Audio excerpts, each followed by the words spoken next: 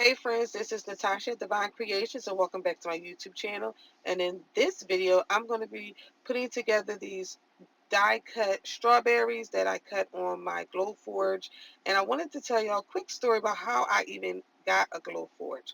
So back some years ago, they were on a Kickstarter and I was so excited. I really wanted one. But when they were released, they were so expensive. It was out of my budget. Fast forward years later, they came out with the smaller version. And for Christmas of 2023, my husband gifted me a Glowforge. I was like completely shocked. I was actually kind of caught off guard because I wasn't really doing anything in my crafting or in my business that would warrant a laser cutter. But nevertheless, as a crafter, we're going to learn and put it to work. So over the last few weeks, I've really been putting it to the test, cutting out a lot of different items, doing a lot of different projects. And if you want to see them, make sure you head over to the my profile and watch the YouTube videos or continue to watch my shorts, and you'll see some of the different projects I've done with this Glowforge.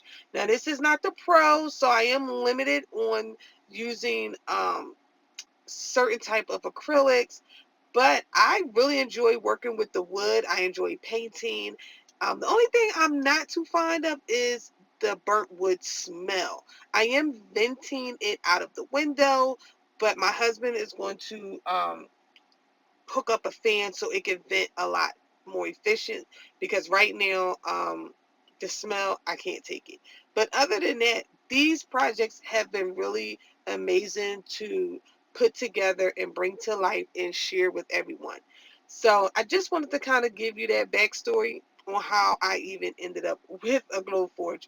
As you know, I love to use Cricut and Silhouette and a lot of paper cutting machines, but if you're a crafter, you definitely need a laser cutter.